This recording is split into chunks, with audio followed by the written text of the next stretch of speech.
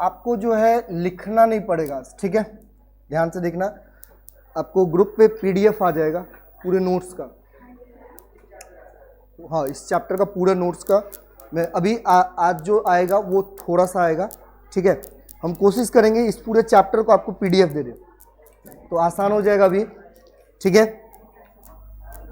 एक मिनट, थोड़ा सा मुझे पहले पढ़ाने के लिए पीडीएफ लेने दो।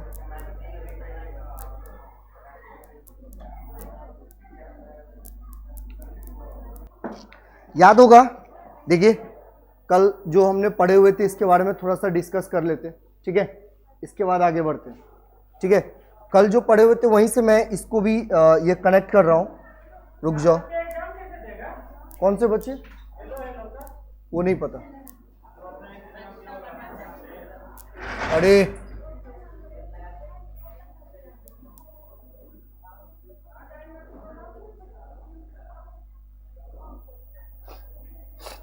देखिए पहले समझ लेना, कल हमने भैया जो पढ़े हुए थे याद होगा आपको। सबसे पहले टाइप्स ऑफ फ्लूइड्स में स्टडी एंड एन स्टडी, मैंने आपको बताया था स्टडी एंड स्टडी में क्या होता है कि मतलब स्टडी फ्लो किसको बोलते हैं, जहां पर प्रेशर, वॉल्यूम, वेलोसिटी और डेंसिटी वो टाइम के रिस्पेक्ट में क्या होगा, चेंज नहीं करेगा, ठीक है। अगर वही प्रेशर, वॉल्यूम और डेंसिटी अगर आपका टाइम के रिस्पेक्ट में चेंज होता है तो क्या होता है, वो अनस्टडी फ्लो, ठीक है। सबसे पहला टाइप्स। देन सेकेंड वाले टाइप्स में हमने स्ट्रीम लाइन फ्लो के बारे में बताते, ठीक है। अब स्ट्रीम लाइन फ्लो के बारे में मैंने आपको बताया था कि उसका जो मतलब जो डायरेक्शन होता है वेलोसिटी का, हर एक पॉइंट, चाहे अगर एक ए पॉइंट पे ले रहे हो या बी पे लीजिए, सी या डी पे, सबका डायरेक्शन क्या होगा, सेम होगा। और ये डायरेक्शन कौन बताएगा आपको, तो क्या ड्रॉ करना पड़ता है उसके ऊपर, टेंजेंट्स आप ड्रॉ करते थे। क्या ड्रॉ करते थे, टेंजेंट, है ना। तो अभी आपको यहां पर जो ध्यान रखना है, ठीक है, थर्ड, देखिए थर्ड में मैंने आपको बताया था लेमिनार फ्लो, जो भैया एक दूसरे के क्या होगा, या तो स्ट्रेट लाइन में जाएगा या तो पैरेलल होगा, है ना। कल जो समझाया था वो क्या होता है, एक लेयर के दूसरे लेयर के क्या होगा, पैरेलल होता है। और वो कैसे फ्लो करता है, तो जिस तरीके से स्ट्रीम लाइन फ्लो करेगा सेम उसी पाथ पे क्या कौन सा फ्लो होता है भैया, तो लेमिनार फ्लो, ठीक है। आज जो हमें पढ़ना है भैया, आज जो हमें करना है उसके अगला टाइप्स है, ठीक है। अब यहां से आप वैसे आपको पूरा नोट्स मिल जाएगा, उसके लिए कोई दिक्कत नहीं है, जितने भी नोट्स है मैं आपको पूरा का पूरा नोट्स दे दूंगा, है ना। लेकिन आप लोग पढ़ाई करेंगे तभी, पढ़ाई करते नहीं है, प्रॉब्लम ये हो जाता है।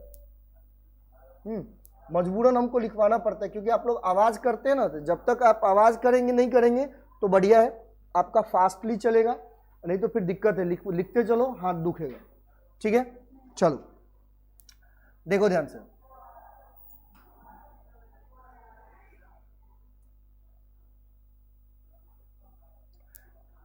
हमने लेमिनार फ्लो तक यहां तक पढ़ लिए थे। फोर्थ नंबर है भैया आपका टर्बुलेंट फ्लो। कौन सा फ्लो है, ये देखिए यहां पर फोर्थ नंबर में जो आपको दिया हुआ है वो है टर्बुलेंट फ्लो, ठीक है। अब ये टर्बुलेंट फ्लो क्या होता है इसके बारे में हम बात करेंगे, ठीक है। आपने कभी देखे होंगे, या अगर मैं आपको बता दूं, कभी एक जगह देखे हैं कि जब भी कोई वाटर जैसे कहीं पे लीकेज जो होता है, या आप ऐसा समझो मान लो ब्रिज है, ब्रिज पर से या कोई पाइप पर से जो पानी जो लीकेज होगा नीचे गिरेगा, है ना, तो क्या होगा, कोई एक सेम डायरेक्शन में नहीं होता, वो जिग-जैग पैटर्न में गिरता है। यानी तो ऐसा समझे, सपोज मान लो ये नल है, नल वाले टोटी पता है ना भैया, ये नल है। अगर यहां से जो पानी आता है तो आप ध्यान से देखना, इसमें क्या होता है, पानी जो आएगा, ठीक है, कुछ अमाउंट में तो सीधा आएगा, ठीक है, और जो इस पे रहता है तो वो मतलब उसका जो ड्रॉपलेट होता है कुछ इधर उधर जाएगा। अरे होता ही नहीं होता, बोलिए ना। जब आप चापाकल में आप देखोगे, जब उसकी वेलोसिटी आप थोड़ा सा कम रखना तो क्या होता है, सेम एक ही वेलोसिटी से तो नहीं आएगा, वो जिग-जैग पैटर्न में क्या होता है, फ्लो होता है। अगर वो जिग-जैग पैटर्न में फ्लो होगा तो उस टाइप्स के फ्लो को बोलते हैं भैया टर्बुलेंट फ्लो। समझ में आया क्या बोल रहे हैं मैं, कि अगर जो फ्लो होगा किसी लिक्विड का वो इर्रेगुलर फ्लो होगा, मतलब रेगुलर में नहीं हो रहा है। रेगुलर में क्या हो रहा था, जैसे स्टीम लाइन में रेगुलर फ्लो हो रहा था, है ना। इसके बाद लेमिनार फ्लो में आपका रेगुलर फ्लो हो रहा था, लेकिन टर्बुलेंट में रेगुलर फ्लो नहीं होता, ठीक है, वो जिग-जैग पैटर्न में फ्लो होगा, ठीक है।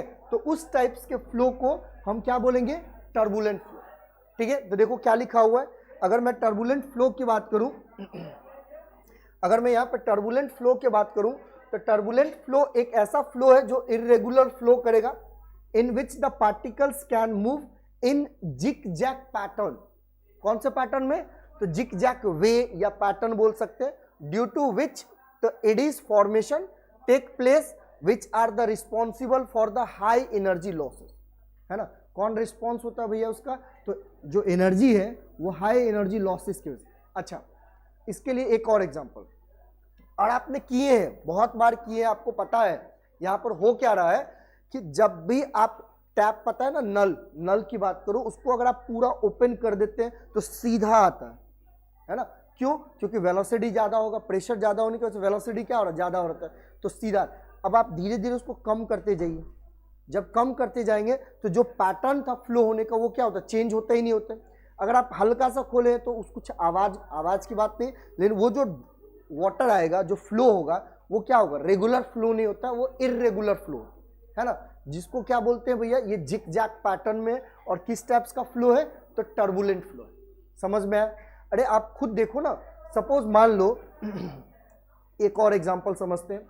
मान लीजिए जैसे आप वॉश बेसिन के पास जाते हैं, वॉश बेसिन है, सवेरे सवेरे जब आप वॉश बेसिन के पास जाते हैं ब्रश करते हुए, क्या हुआ? जब टैप आप ओपन करेंगे तो क्या होना चाहिए? पानी सीधा नीचे आना चाहिए। लेकिन होता क्या है, जब हम ऐसे मतलब झुकने के बाद जो पानी लेते हैं उसमें, है ना, वॉश करते टाइम पे अगर मुझे मतलब वॉश करना है तो क्या होता है? आपको ये एरिया भी क्या होता है? गीला होता है। किसके वजह से? तो जो उसके जो ड्रॉपलेट है वो उड़ के आपके पास आता है, वो सीधा नहीं जाता, वो जिग जैग पैटर्न में आपके पास आता है। तो वो जो फ्लो होता है उस टाइप्स के फ्लो को बोलते हैं टर्बुलेंट फ्लो। समझ में आया? पैटर्न कौन सा होगा उसका फ्लो होने का? जिग जैग पैटर्न होगा, रेगुलर पैटर्न नहीं होगा। कौन सा पैटर्न होगा? इर्रेगुलर पैटर्न होगा। कोई दिक्कत? बोलिए, कोई दिक्कत नहीं ना। तो ये लिखा हुआ है यहाँ पर भैया, टर्बुलेंट फ्लो जो है एक इरेगुलर फ्लो है ना, in which the particles can move zig zag way. कौन से वे में? तो जिग जैग पैटर्न या जिग जैग वे में आपको क्या करेगा? वो मूव करेगा ड्यू टू एडीज फॉर्मेशन। अब ये एडीज फॉर्मेशन आगे पढ़ेंगे, उसका एक कंडीशन है, इसके बारे में हमें और पढ़ना है। Take place which are the responsible for the high energy losses. ठीक है, किसके वजह से? तो हाई एनर्जी लॉसेस के वजह से। अब देखो एग्जांपल में ये डायग्राम दिया हुआ है, यहाँ पर देखिए डायग्राम दिया हुआ है। मान लो ये जो आपका है ये कोई पिलर है। आप ऐसा भी देखो, जब मान लो यहाँ पर कोई कंडीशन है, यहाँ पे कोई आप डाल दी, यहाँ पे अगर लीक हो रहा है तो क्या होगा? इसके पिलर से एक डायरेक्शन में पूरा पिलर को गीला कर देता हूँ, पानी इधर से जाएगा, इधर से आएगा, इधर से अपना फ्लो कर। तो ये जो पैटर्न होता है ना, सीधा आना चाहिए, लेकिन वो क्या करते हैं? आरा तेरा करते हुए, मतलब जिग जैग पैटर्न में आएगा। मतलब ये क्या करेगा? सीधा आएगा फिर टर्न हो जाएगा। मतलब यहाँ पर देखिए ना, मूव हो रहा है ना। तो ये जो पैटर्न है उसका, ये वेव है, ये क्या है? Zig zag wave. ठीक है, जैसे एग्जांपल में दिया हुआ है कि eddies are seen by the side of the pillar of a river bridge. जो रिवर ब्रिज है भैया, उसके जो पिलर है उस पर आपको और अच्छे से दिखेगा।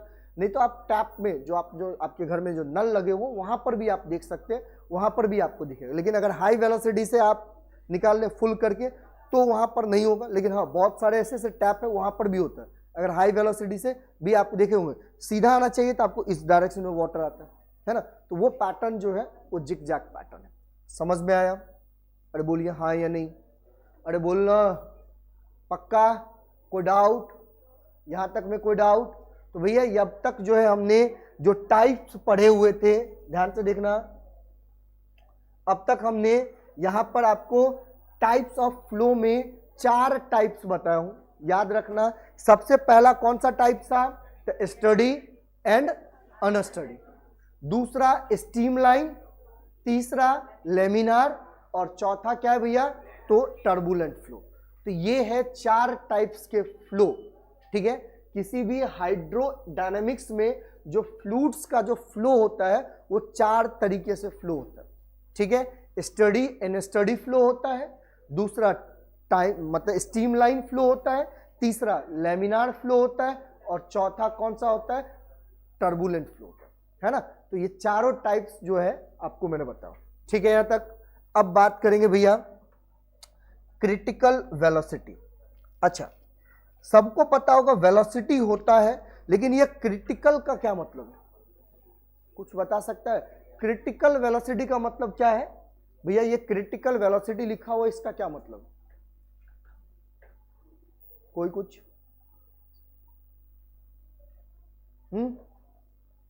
और ये वर्ड आपको मैंने बार बार इससे पहले भी 2 चैप्टर में पढ़ा चुका हूं। पढ़ते ही नहीं तो कहां से याद आएगा? है कि नहीं? झूठ बोल रहा हूं? पढ़ते ही नहीं है ना। चलो देखो भैया, देखो क्रिटिकल वेलोसिटी क्या होता है? The critical velocity is that the velocity of liquid flow up to which its flow its steam line and above which its flow becomes the turbulent. नहीं समझ में आया होगा किसी को? कुछ समझ में नहीं आया, ठीक है। चलिए अब हम आपको थोड़ा सा इमेजिन कीजिए, क्योंकि यहां पर तो आपको हम करवा तो नहीं सकते। ये जो क्रिटिकल वेलोसिटी है भैया, ये आपको टाइप्स ऑफ फ्लूइड्स के ऊपर ही डिपेंड है, समझेंगे यहां पर। मैंने आपको 4 टाइप्स के फ्लो के बारे में बताया था, ठीक है। सबसे पहला स्टडी और अनस्टडी की बात करेंगे तो वहां पर स्टडी में जो वेलोसिटी होता है वो टाइम के रिस्पेक्ट में चेंज नहीं करेगा, ठीक है। और अनस्टडी जो होता है वो टाइम के साथ क्या करता है? वेरी करता है ना। वेलोसिटी देखिए, आप सिर्फ वेलोसिटी, अदर आप छोड़ दीजिए। अब ध्यान से समझना, मैंने आपको स्टडी में क्या बोला कि सर ये जो वेलोसिटी है वो नॉट चेंज होगा, किसके रिस्पेक्ट में? टाइम के रिस्पेक्ट में।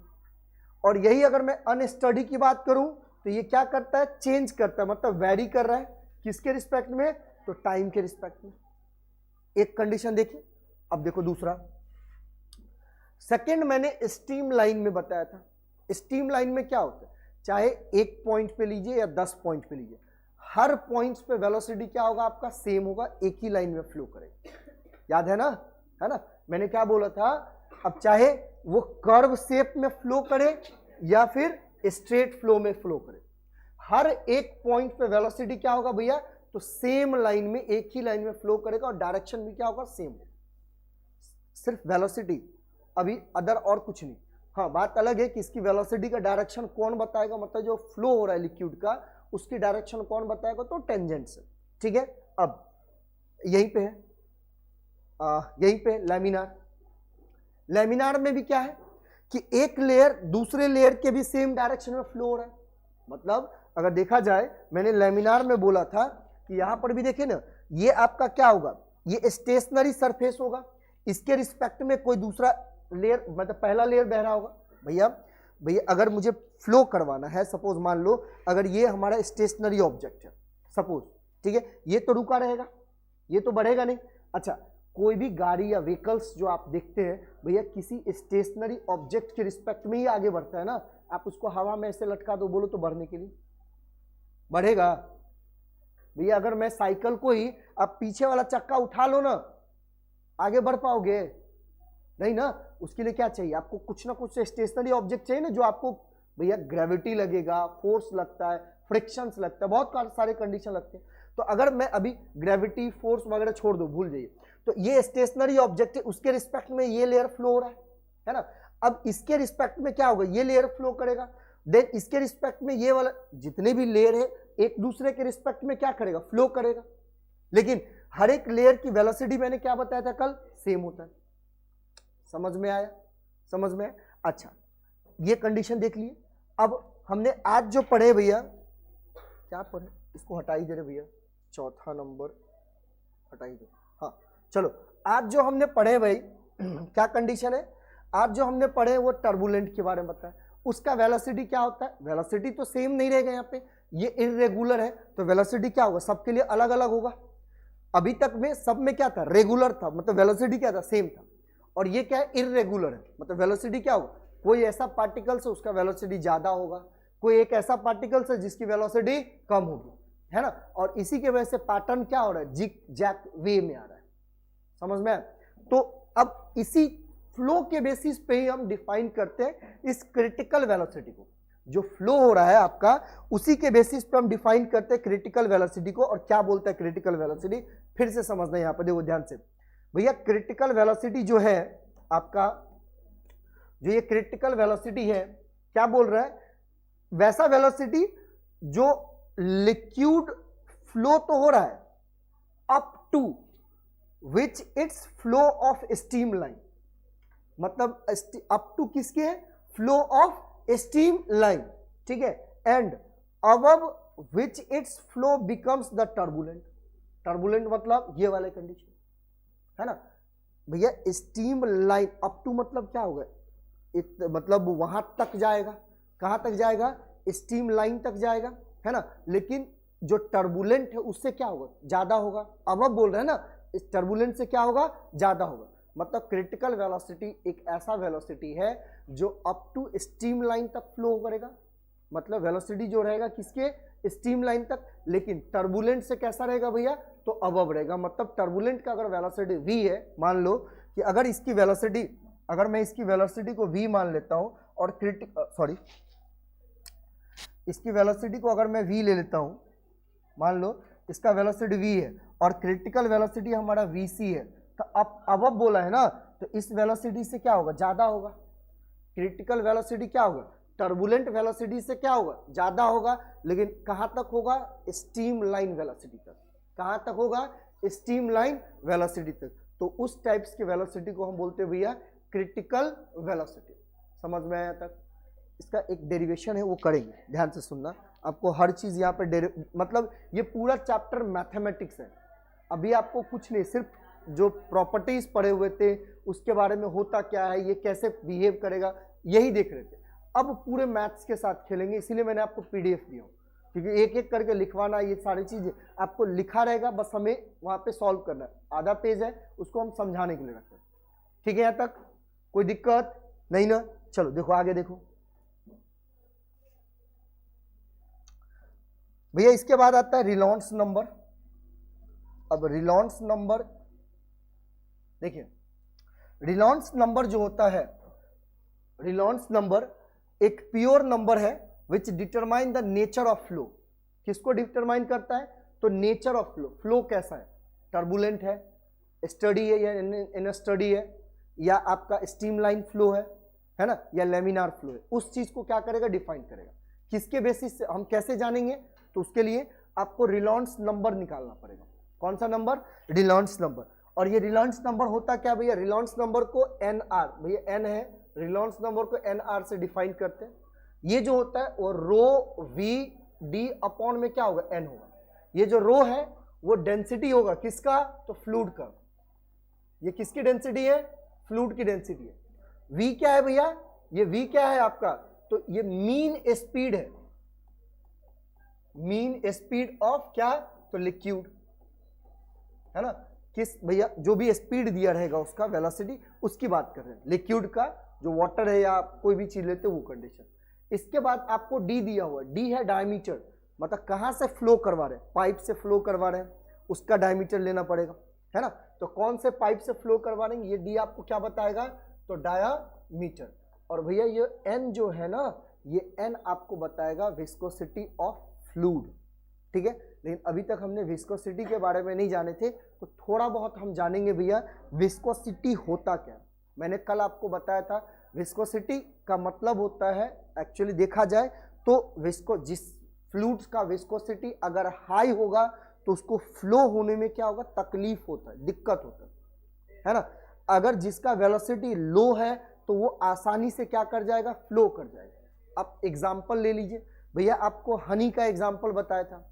दूसरा एग्जाम्पल आप लेते होंगे, सबने गाड़ी चलाया होगा, बाइक चलाते होंगे, है ना, सबके घर पे बाइक होगा। आप इंजन ऑयल डालते हैं, वो नहीं, पेट्रोल की बात नहीं कर रहा हूं, पेट्रोल डीजल की बात नहीं कर, इंजन ऑयल एक अलग ऑयल होता है जो इंजन में डाला जाता है ना। जो जनरली इंजन ऑयल का काम क्या होता है भैया, वो फ्रिक्शन रिड्यूस करता है। आपको पढ़ा है चैप्टर नंबर 3 या 4 में, है ना, जहां पर फ्रिक्शन, जो फ्रिक्शंस को कैसे रिड्यूस करेंगे और कहां पे क्या क्या होता है, वहां पे बोले हुए थे लुब्रिकेंट से हम फ्रिक्शंस को क्या करते हैं, कम करते हैं, है ना। अच्छा, आप बहुते लोग साइकिल चलाते हैं, साइकिल में आपको पता है, अगर साइकिल आपका, जैसे बारिश का सीजन अभी गया है, कुछ 1 महीना पहले बहुत बारिश हो रही थी ना, जब बारिश में आपका साइकिल भैया सपोज मान लो भीग गया, आप देखो ना, धूप आते ही क्या होता था, उस पर एक कौन सा ब्राउनिश कलर का लेयर चढ़ता था। अरे हाँ या नहीं, इसका हाँ जंग टाइप का, ब्राउनिश कलर का। आप जब टच करोगे, आप ऐसे करोगे तो ब्राउन कलर दिखेगा, है ना, लेकिन एक्चुअल देखने से आपको लाल दिखता था वो, लेकिन टच करने का रगड़ दो क्या दिखेगा, ब्राउनिश कलर। इसका मतलब क्या होता था कि आपके जो मतलब डिवाइस है या जो रोटेट हो रहा है, या चेन है या आपका जो मतलब क्या बोलेंगे स्पेंडल वगैरह है, उस सब पे भैया अब करोजन होना चालू होगा। उसके वजह से, किसके वजह से, तो फ्रिक्शंस की वजह से धीरे धीरे वहां से क्या होगा, मटेरियल रिमूव होगा, वो डैमेज हो सकता है, जल्दी टूट सकता है सामान। तो आप क्या करते थे, ग्रीसिंग करवाते। सर्विसिंग में क्या करते, ग्रीसिंग ही करवाते। और ग्रीसिंग का मतलब क्या हो गया, फ्रिक्शंस को रिड्यूस करना, कम करना, है ना।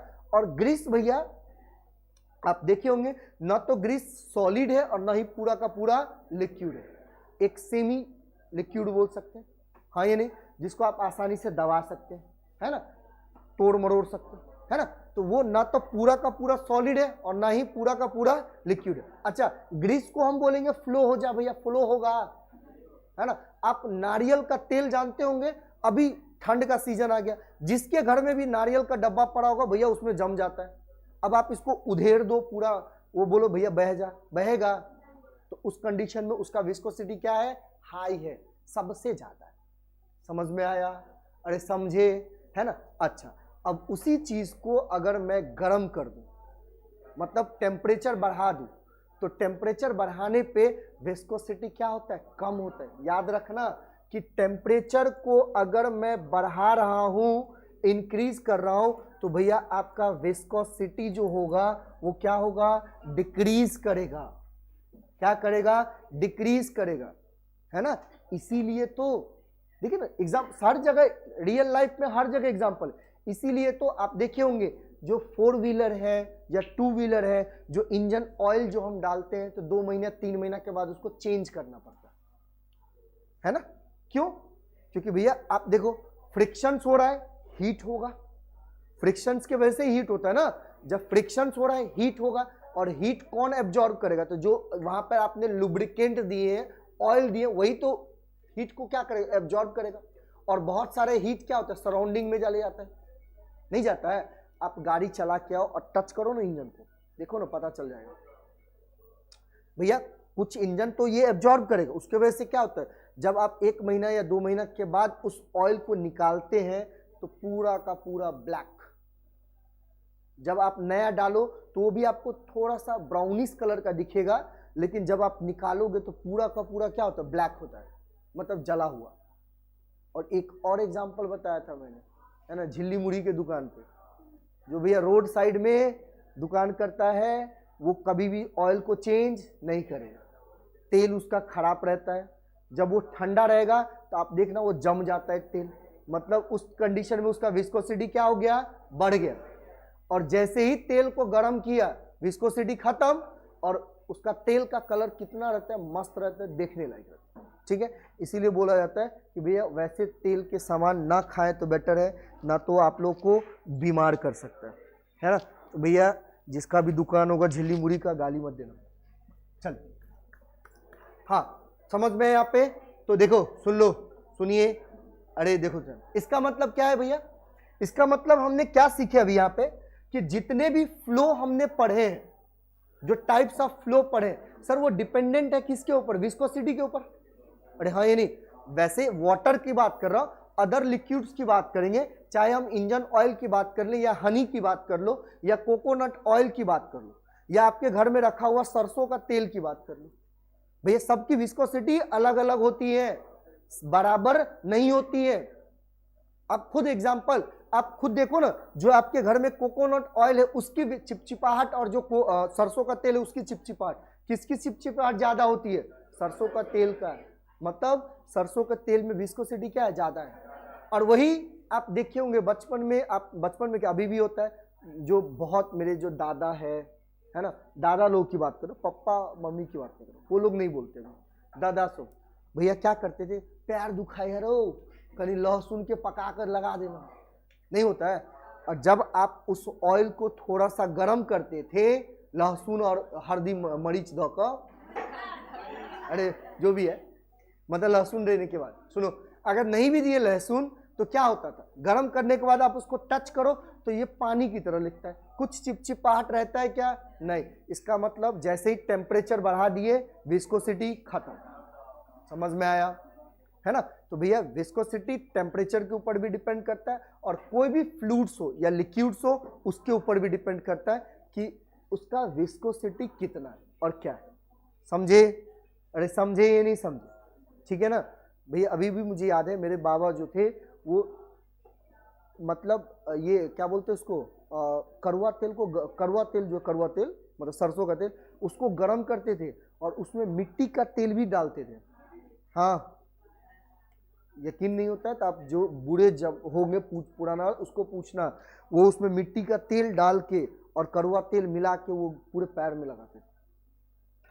नहीं पता, आज तक मुझे लॉजिक नहीं पता चला। चलिए छोड़िए, ठीक है।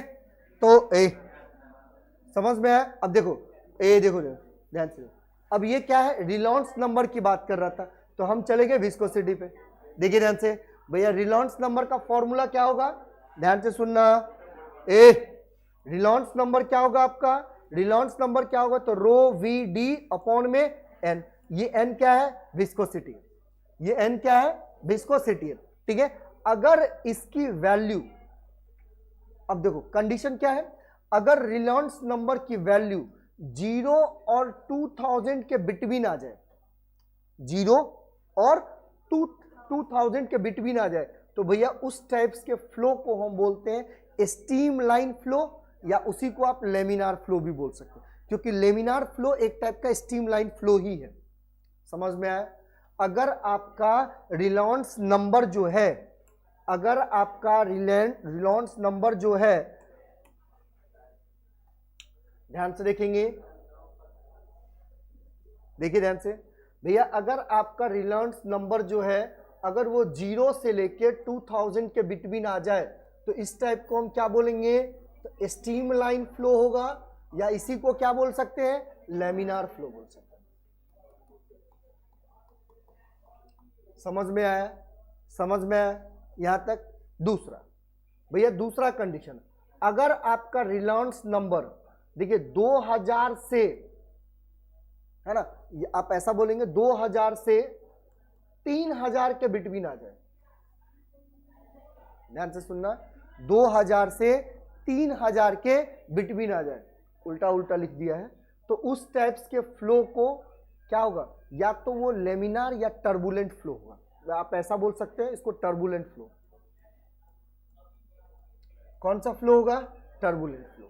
और अगर आपका रिलॉन्स नंबर भैया, ये याद रखेंगे, 3000 से ज्यादा हुआ, मतलब 3000 से ग्रेटर होगा, तो उस टाइप्स के फ्लो को टर्बुलेंट फ्लो भी बोलते हैं।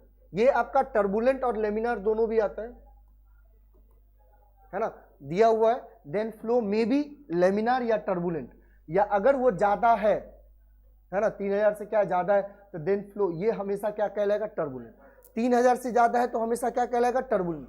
और 0 से लेकर 2000 तक के लिए तो स्टीम लाइन, है ना। और ये आप देख लेंगे 2000 से 3000 के बिटवीन है तो कौन सा होगा, लेमिनार होगा। समझ में आया, है ना। तो ये आप रिलॉन्स नंबर से किसी भी टाइप्स के फ्लो आप पता कर सकते हैं, ठीक है। अगर आपको फ्लूइड्स के डेंसिटी पता है, फ्लूइड्स की वेलोसिटी पता है, किस पाइप में या कहां पे कौन से जगह से आप फ्लो करवा रहे हैं उसका डायमीटर पता है, और जो फ्लूइड है भैया अगर आपका उसका विस्कोसिटी पता है, तो आप आसानी से टाइप्स ऑफ फ्लो पता कर सकते हैं। समझ में आया। अरे समझे या नहीं समझे, समझे बोलिए हाँ या नहीं। चलो ठीक है, देखते हैं आगे। ये कहाँ गया रे,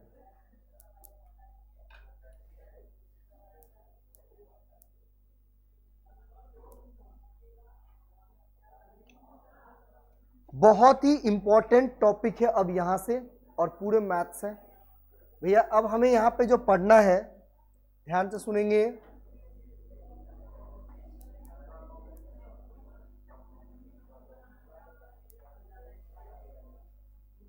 हाँ, बातें नहीं करो, बातें करते हो ना तो अच्छे नहीं लगते। चलिए देखो ध्यान से भैया ये है आपका इक्वेशन ऑफ कंटिन्यूटी, और इसी इक्वेशन ऑफ कंटिन्यूटी के बेसिस पे हम डिफाइन करेंगे बर्नौलीज थ्योरम को। ठीक है, इसके साथ साथ अब थ्योरम सब आएगा, है ना, ध्यान से सुनना।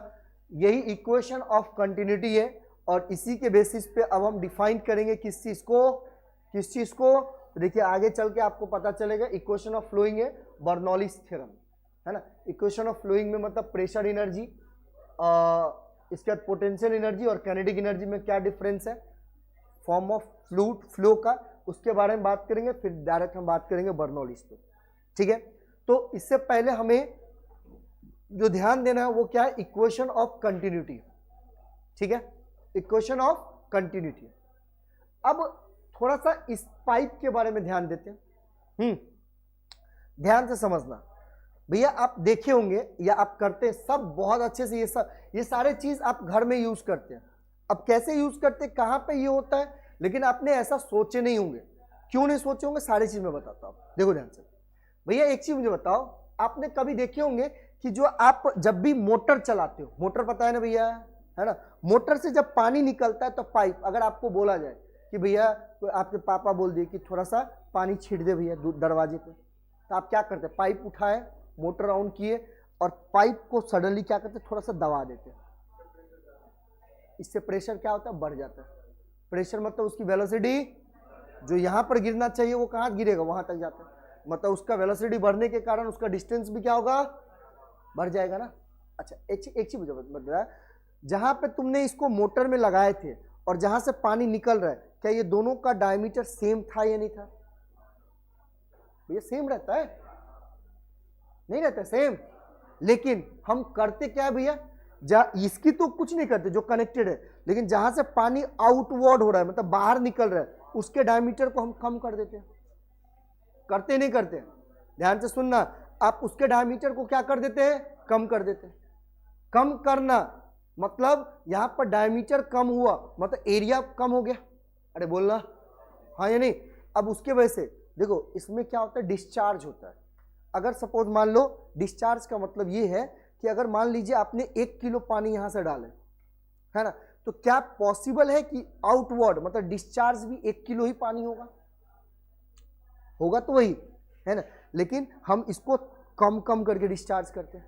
भैया अगर यहाँ का एरिया मान लो 10 है और यहाँ का एरिया 5 है ना, तो भाई अगर यहाँ से तुमने 1 लीटर पानी डाल रहे हो तो डिस्चार्ज भी तो 1 लीटर ही होना है ना, लेकिन टाइम लगेगा, है ना, लेकिन उसका वेलोसिटी क्या होगा, हाई होगा। तो ये सारे कंडीशन अभी हमें पढ़ना है भैया, किसमें, तो इक्वेशन ऑफ कंटिन्यूटी। किसमें पढ़ना है, इक्वेशन ऑफ कंटिन्यूटी। ठीक है, ध्यान से समझना। देखिए डायग्राम कुछ भी है, ध्यान से समझिएगा। पहले मान लो भैया, आप मान लीजिए कि एक पाइप है यहां पर, ठीक है। अभी मैं ये दोनों का डायमीटर मैं आपको सेम बता रहा हूं, ध्यान से समझना। इन दोनों का जो डायमीटर है, मान ली इसका डायमीटर डी है तो इसका भी डायमीटर कितना भैया, डी है। अभी फिलहाल समझिएगा, जब इसका डायमीटर डी है तो एरिया भी कुछ ना कुछ होगा ए, और इसका भी एरिया होगा ए, क्योंकि दोनों का एरिया क्या है, सेम है। तो जितना अमाउंट, भैया ध्यान से सुनना, जितने अमाउंट ऑफ फ्लूइड यहां से अंदर जाएगा, क्या उतने अमाउंट ऑफ फ्लूइड यहां से बाहर आना चाहिए। ये बात तो फैक्ट है, आएगा ही आएगा भैया। जितना आप अंदर डालोगे उतना ही तो बाहर निकलेगा। भूल गए क्या राहुल गांधी का भाषण, इधर से आलू डालो इधर से सोना निकलेगा, है ना। तो भैया आप इधर से पानी डालोगे जितना, उतना ही पानी इधर से निकलेगा, हाँ या नहीं। ठीक है, तो यही कंडीशन हमें पढ़ना है कंटिन्यूटी ऑफ इक्वेशन में। अब देखो इसी चीज को आपको प्रूफ करना है भैया। यहां पर बीच देखो ध्यान से भैया, पाइप कितना भी लंबा हो, कुछ भी हो रहा है इसमें, अगर बात मान लो कि एक लिक्विड जो फ्लूइड है या पानी का वाटर का ड्रॉपलेट है, वो बोला ठीक है भैया तू लोग जा, बाद में हम चाय नाश्ता करके आते हैं, इससे उसको कोई फर्क नहीं पड़ता है। चाहे तुम भैया बीच में कितना भी घुमाने उसको घुमा दो, उससे कोई फर्क, हमको इनिशियल देखना है और फाइनल देखना है। ठीक है, ये चीज देखना है किसमें, तो कंटिन्यूटी ऑफ फ्लो। तो यहीं पे हम बात करेंगे। ये तो सेम के लिए बात किए थे, अब अलग अलग करके देख लेते हैं। ठीक है, चलो थोड़ा सा देख लेते हैं इसमें क्या होता है, इसके बाद आगे चलेंगे। देखो सबसे पहला कंडीशन भैया, इक्वेशन ऑफ कंटिन्यूटी होता क्या है? ठीक है, देखो ए मोबाइल इधर देखने यार, इक्वेशन ऑफ कंटिन्यूटी होता क्या है? तो देखो the continuity equation is the mathematical expression है किसका? तो लॉ ऑफ कंजर्वेशन ऑफ मास का। भैया law of conservation of energy पढ़े हुए हैं, लॉ ऑफ कंजर्वेशन ऑफ मास भी पढ़े हुए हैं, याद है ना? तो अभी यहां पर हमें यही चीज बोल रहा था, मैंने पहले बोला था मैथमेटिक्स अब घुसेगा, है ना? तो इक्वेशन ऑफ कंटिन्यूटी एक ऐसा इक्वेशन है जो मैथमेटिकली एक्सप्रेशन है किसका? तो लॉ ऑफ कंजर्वेशन ऑफ मास का, है ना? मतलब, और वो भी मास किसका भैया? तो फ्लूइड्स का, कोई दूसरे चीज का नहीं, मास। और फ्लूइड्स कैसा होना चाहिए? तो डायनेमिक्स। डायनेमिक्स मतलब फ्लूइड्स मोशन में होना चाहिए। फ्लूइड्स कैसा होना चाहिए भैया? तो मोशन में होना चाहिए। ठीक है, अब देखो ध्यान से सुनिएगा। In the steady flow of mass, in the steady flow, अब जैसे ही बोला स्टडी फ्लो, दिमाग में क्लिक हो जाना चाहिए भैया कि वेलोसिटी, प्रेशर और डेंसिटी टाइम के साथ चेंज, सिंपल सी बात है ना? तो देखो in the steady flow of mass of liquid inter into a tube, है ना? मान लो इस पाइप से स्टडी फ्लो में m मास के फ्लूइड्स क्या कर रहा है? वो इंटर कर रहा है। फिलहाल इतना तो मान सकते हैं भैया। हमने क्या बोला आपको, फिर से सुनेंगे भैया, ध्यान से सुनना यार, ध्यान से सुनो ना, यहाँ पे ही तो लॉजिक है पूरा भैया। मान लो यहाँ पर क्या है कि जो इंटर कर रहे, इंटर मतलब अंदर जाना, पाइप के साथ अंदर जाएगा। तो मान लीजिए स्टडी फ्लो में, स्टडी फ्लो मतलब भैया वेलोसिटी, प्रेशर और डेंसिटी, वो आपका टाइम को चेंज ना करते हुए, विदाउट टाइम पे, मतलब टाइम के कोई मतलब नहीं है उसको, है ना? तो वो क्या कर रहा है? वो इंटर कर रहा है। कहां पर इंटर करेगा? तो पाइप के अंदर। ठीक है, अब देखो, अब यहां पर देखो, into a tube in a particular time interval is equals to the mass of fluid living the tube, है ना? और यहां से क्या करेगा भैया? बाहर आएगा, है ना? मान लो इधर से v1 वेलोसिटी से अंदर जा रहा है, इधर से v2 वेलोसिटी से क्या होगा? बाहर आएगा। ठीक है, तो क्या है, हमने क्या पढ़े कि भैया law of conservation of mass, law of conservation of मास क्या बोल रहा है कि जितना अमाउंट में तुम यहां पर मास दे रहे हो, सेम अमाउंट का मास यहां पर भी होना चाहिए। मतलब भैया जितने अमाउंट ऑफ मास यहां से इंटर हो रहा है, उतने ही अमाउंट ऑफ मास यहां से क्या होना चाहिए? डिस्चार्ज होना चाहिए। अरे हाँ, ये नहीं, तभी तो लॉ ऑफ कंजर्वेशन ऑफ मास होगा। बोलना भैया, अरे भूल गए क्या? कंजर्वेशन ऑफ एनर्जी और ये सारी चीज बताया था। फिर से सुनेंगे, फिर से सुनो भैया, जैसे समझना चाहते हो समझो, लेकिन ये चीज कुछ ये नहीं है, पूरा मैथ्स है। आप ध्यान से देखना, मैं डायग्राम दूसरा बना रहा हूं, आप समझेंगे भैया। मान लो यहां पर कुछ एक इस तरीके से डायग्राम है ना? यहां पर आपको ये इधर से आप इंटर कर रहे हैं, ये आप देखो इंटर कर रहे हैं, और इधर से क्या हो रहा है? आउट हो रहा है, मतलब बाहर हो रहा है, डिस्चार्ज हो रहा है। डिस्चार्ज मतलब भी बाहर ही होता है। ठीक है, अच्छा देखो, हमें स्टडी फ्लो करवाना है। यहाँ पे स्टडी फ्लो मतलब वेलोसिटी, प्रेशर और डेंसिटी बिना टाइम के साथ चेंज किए हुए।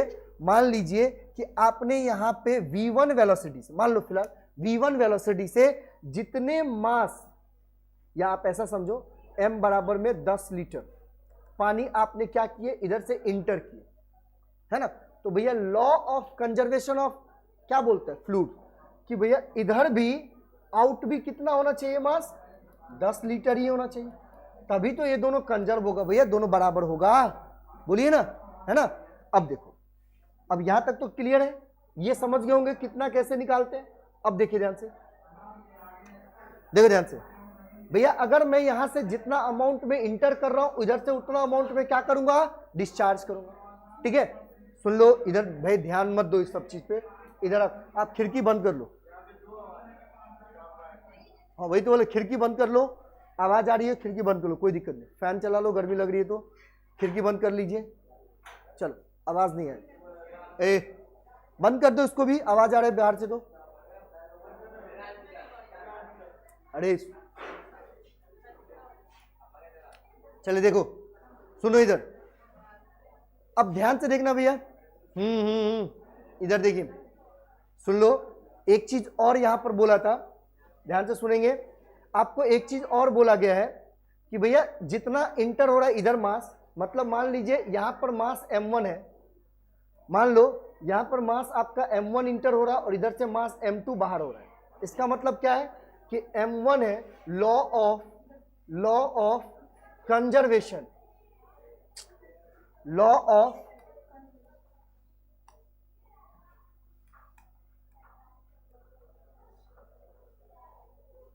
भैया लॉ ऑफ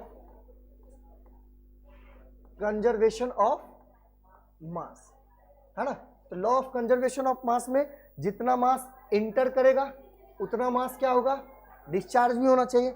मतलब m1 बराबर में क्या होगा भैया, m2 होगा, m1 बराबर में क्या होगा, m2 होगा। हाँ या नहीं, बोलना, इतना तो कोई दिक्कत है नहीं ना। अच्छा एक चीज बता भैया, ऐसा थोड़ी है अगर इसका एरिया, भाई देखो दोनों का डायमेंशन अलग अलग है, तो इसका एरिया कुछ a1 होगा और इधर से कुछ v1 वेलोसिटी से अंदर जाएगा, और इसका एरिया कुछ a2 होगा और इधर से डिस्चार्ज कितने वेलोसिटी से होगा, v2 से।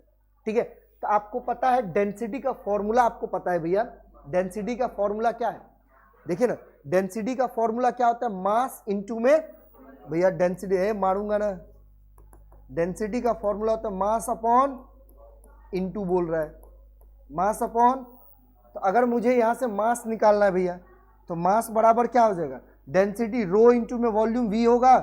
अरे बोलना भैया वॉल्यूम क्या होगा, v होगा।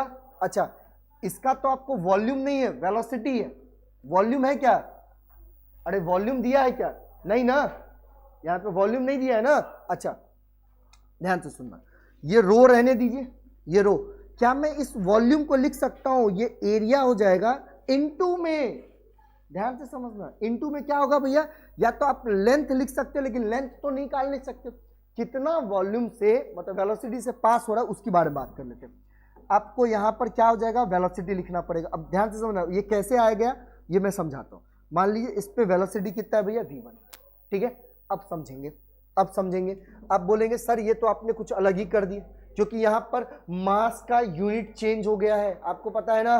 अरे भैया यहां पर मास का यूनिट चेंज हुआ है, कैसे पता है, देखिए ना भैया आपका जो रो है उसका ऐसा यूनिट क्या होता है, तो केजी पर मीटर का, यही ना, इनटू भैया एरिया कितना है, मीटर का स्क्वायर हो जाएगा, है ना, और वॉल्यूम का मतलब क्या हो जाएगा भैया, मीटर पर सेकेंड। देखिए मीटर क्यूब से मीटर क्यूब कैंसिल, यहां पर क्या आ गया, केजी पर सेकेंड आ गया।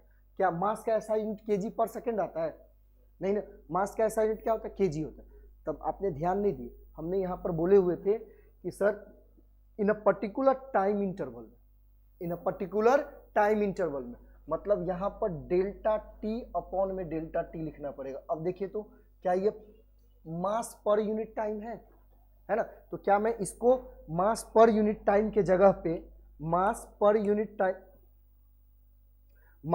यूनिट टाइम के जगह पे, अब देखो ना ध्यान से, क्या मैं इसको रिप्लेस कर सकता हूं, देखो रो 1 पहला वाला कंडीशन है भैया, यहां पर पहले वाले कंडीशन के लिए रो 1, ठीक है, एरिया कितना हो जाएगा a1 और वेलोसिटी इसका कितना हो जाएगा v1, हाँ या नहीं, है ना, बराबर। अब देखना ध्यान से, इसके लिए कितना हो जाएगा रो 2, एरिया कितना हो जाएगा a2, और इसके लिए, अच्छा एक चीज मुझे बताओ भैया, आप इधर से अगर मान लो पानी को फ्लो करवा रहे हो तो इधर से क्या तेल निकलेगा, ऐसा तो हम राहुल गांधी तो है नहीं कि आलू डालेंगे सोना निकलेगा। भैया अगर मैं पानी डालूंगा तो इधर से भी पानी ही आएगा, अरे हाँ ये नहीं, सुनना, ये इधर हम पानी डालेंगे तो पानी ही आएगा। भैया फ्लूइड तो एक ही है, इसका मतलब जो इसमें डेंसिटी ली है रो 1 और ये रो 2, ये तो उसी फ्लूइड्स का ही होगा। इसका मतलब क्या मैं बोल सकता हूँ R1 बराबर में, सॉरी रो 1 बराबर में रो 2, बोलना, तो भैया क्या ये से ये कट जाएगा, है ना। तो देखिए आंसर आएगा आपका एरिया a1 v1 बराबर में क्या होगा भैया a2 v2, और यही है आपका इक्वेशन भाई, किसका, तो equation of continuity, equation of continuity. अब यहां पर समझेंगे, कैसे समझना है, ध्यान से देखना भाई। क्या करते हैं, ये वेलोसिटी वाले को वेलोसिटी की जगह पे भेजते हैं और एरिया को एरिया की जगह पे भेजते हैं। चलो आ जाओ भाई, कान पकड़ो इसको, आ जाओ इधर, a1 अपॉन में a2 बराबर में क्या हो जाएगा भैया, देखिए तो, गलत रे, क्या होगा, V2 अपॉन में V1। अच्छा ऐसा है, देखिए ना ऐसा है भैया। इसका मतलब क्या दिख रहा है आपको कि सर एरिया जो है क्या वेलोसिटी के इनवर्सली प्रोपोर्शनल होगा। सांप सूंघ गया क्या? अरे भाई देखना इधर, अरे मैं क्यों ऐसा बोल रहा हूं समझो तो भैया। अगर एरिया में पहले रीजन की बात कर रहा हूं, अगर वो डायरेक्टली होता तो A1 के जगह पे यहां पर V1 होना चाहिए, लेकिन V1 क्या है इसके नीचे में। इसका मतलब क्या है कि जो एरिया है सर वो इनवर्सली प्रोपोर्शनल किसका होगा, वेलोसिटी का। अरे हाँ या नहीं, अभी समझ में आएगा, अभी आपको समझ में आएगा। देखिए ना, अगर आप भाई एरिया को कम कर देंगे तो क्या वेलोसिटी तेज नहीं होगा? तभी तो आप पाइप को ऐसे दबा देते थे। भूल गए क्या? भूल गए? अभी तो पढ़ाया था, है ना। तो भैया एरिया जो है वो वेलोसिटी के हमेशा क्या होगा, यहाँ पे इनवर्सली प्रोपोर्शनल होगा, है ना। अगर आप एरिया ऑफ क्रॉस सेक्शन को क्या करेंगे, बढ़ाएंगे तो वेलोसिटी आपका कम हो जाएगा, समझे ना। वेलोसिटी आपका क्या हो जाएगा, कम हो जाएगा। लेकिन भैया लेकिन अगर आप एरिया ऑफ क्रॉस, भैया मतलब डायमीटर को कम करना मतलब एरिया को कम करना, भैया डायमीटर को कम करना मतलब एरिया को कम करना, और एरिया जैसे ही कम होगा तो वेलोसिटी क्या हो जाएगा, बढ़ जाएगा। सिंपल सी बात है, समझे। तो यही है आपका भैया इक्वेशन ऑफ कंटिन्यूटी जो हमने पढ़े, और इसी के बेसिस पे बर्नौलीज थ्योरम प्रूफ होता है। यही इक्वेशन ऑफ कंटिन्यूटी के बेसिस पे ही आपका बर्नौलीज थ्योरम भी क्या होगा, प्रूफ होगा।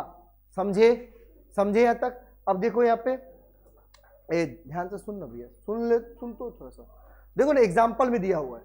अगर मैं सुन लो यहाँ पे, अगर मैं यहाँ पे क्या है 12 बजे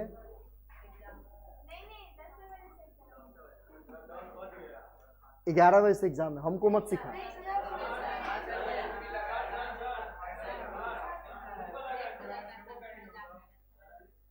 तो हमारा कौन सा फास्टिंग है, हमको तो भूख लगा है। तो उस क्या चाहिए, नहीं लास्ट का है अभी तो, भी होगा +2 में लास्ट होगा।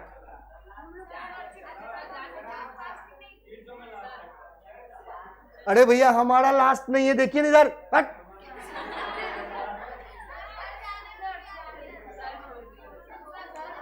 अरे इसको तो कंप्लीट, अरे भाई एग्जाम्पल समझा रहा हूं भैया, एग्जाम है पता है, 10-10 हो गया, हम टाइमिंग देखो। चलिए चलिए ठीक, हमको पता ही नहीं चला 10-10 हो रहा है।